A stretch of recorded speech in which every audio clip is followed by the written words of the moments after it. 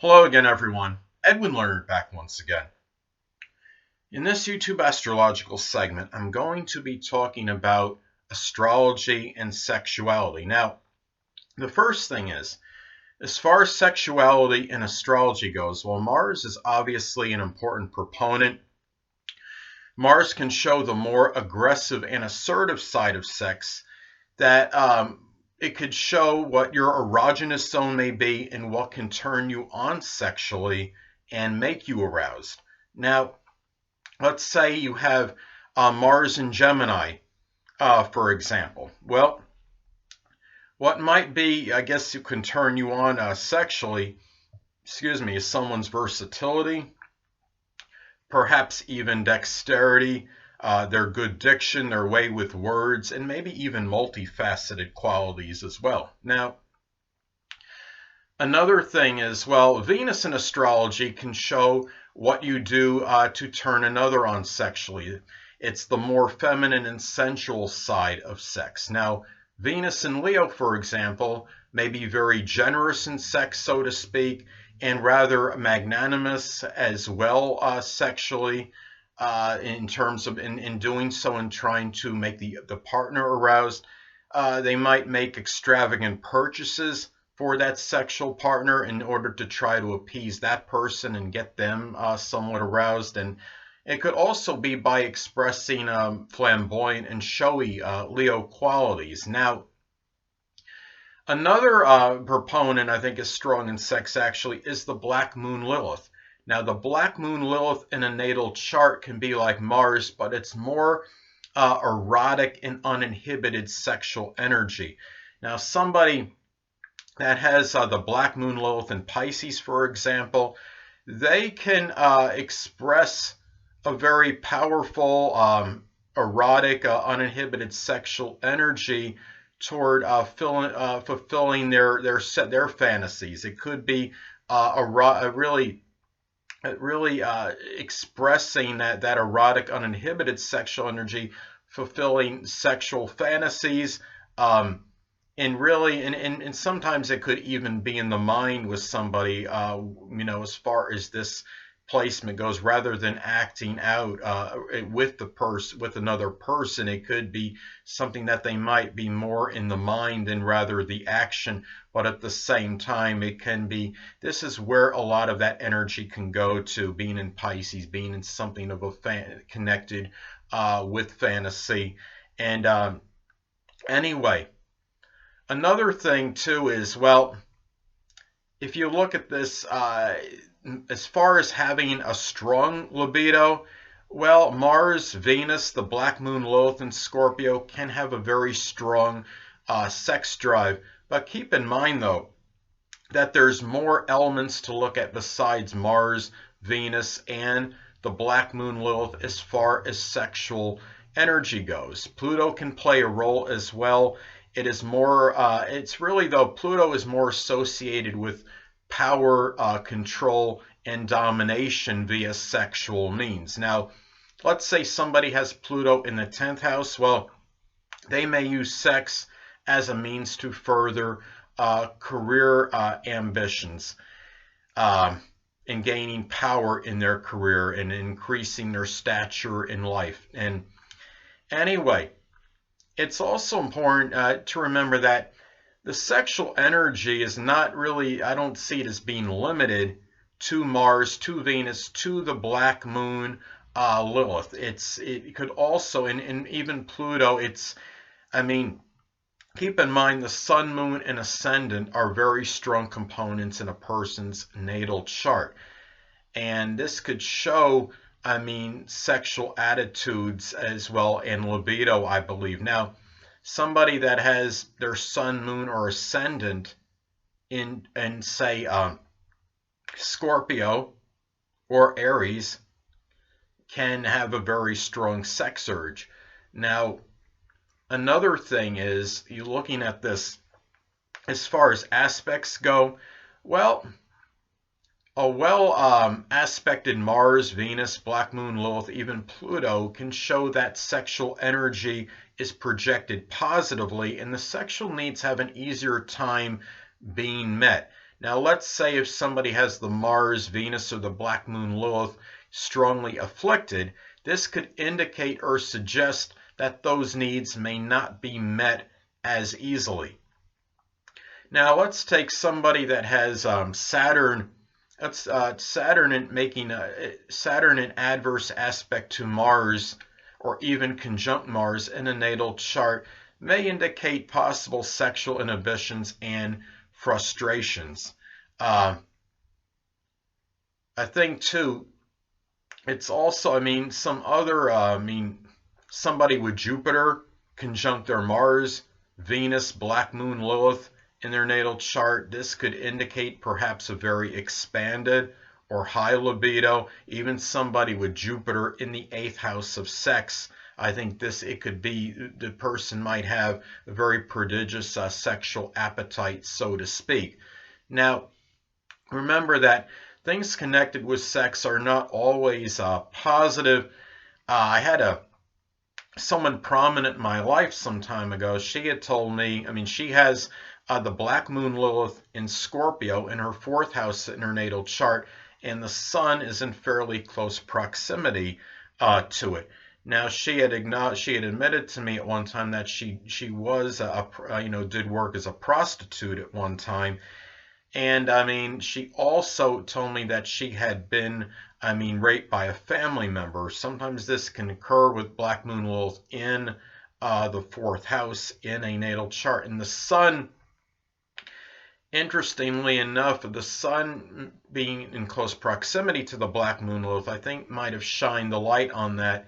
And it was something that maybe she wanted to keep in the dark, but having the sun being close to the Black Moon Lilith, it couldn't help but really come out and have light shed on it, so to speak. So anyway, well, another thing too is I want to get at is that it's also important to look at the sign on the cusp of the 8th house, as this could give an indication of sexual energy, the kind of sexual partner one may be attracted to, and perhaps even attitudes towards sex.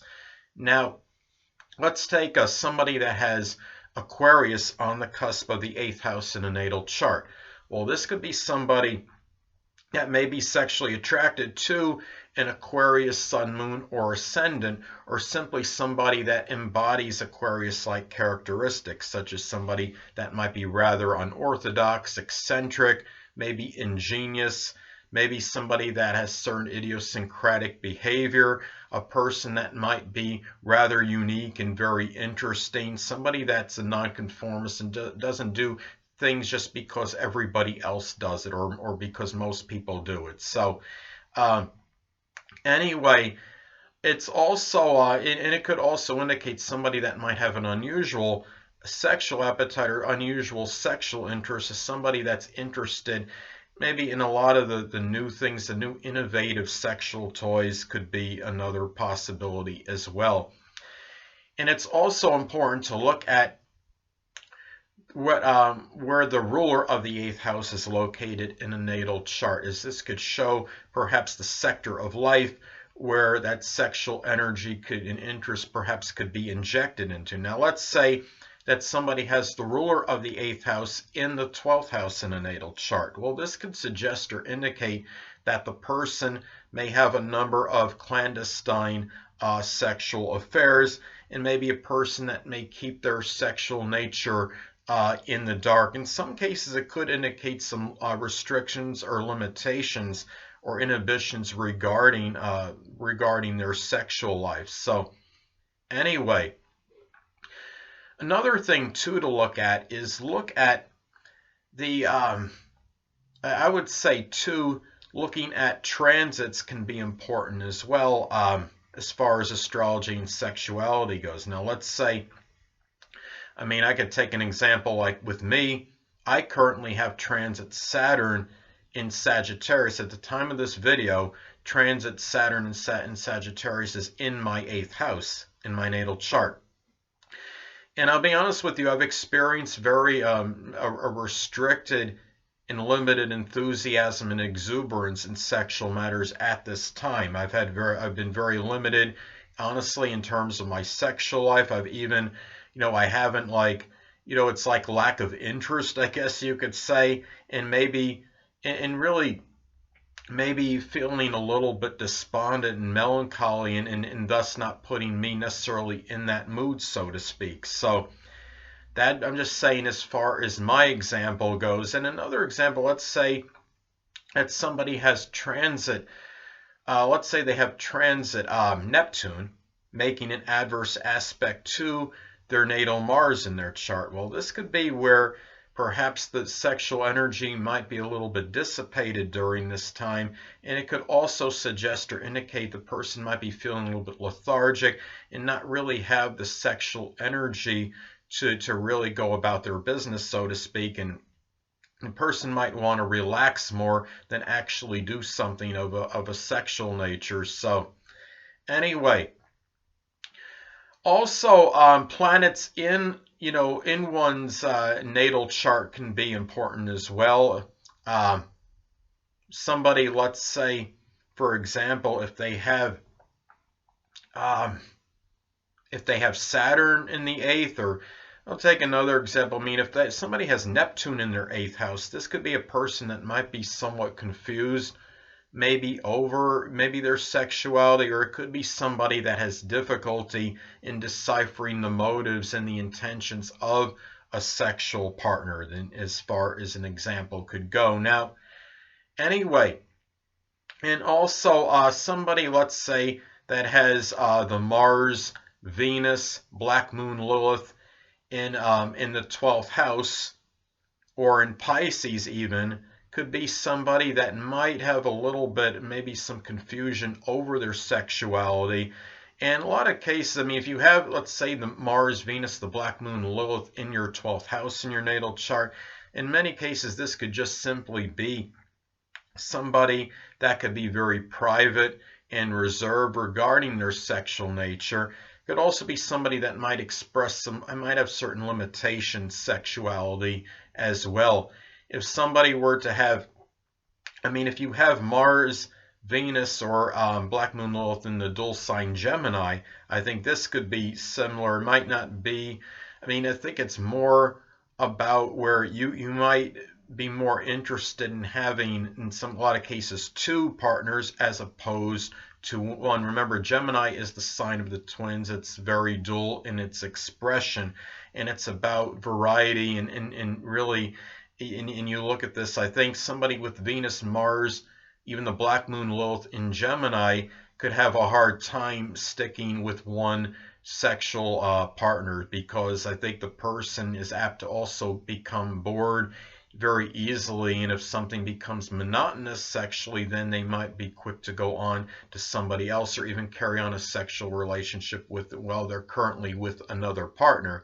So anyway, another thing I want to get at is that one last thing or want to talk about is that it's also important to look at progressions in a natal chart as well, and really see, because this could indicate perhaps some changes in one's attitude and really how they may act in a sexual manner. Now, let's say, for example, that, I mean, you have the 8th house cusp in your chart. Okay, let's say you have Sagittarius on the 8th house cusp in your natal chart.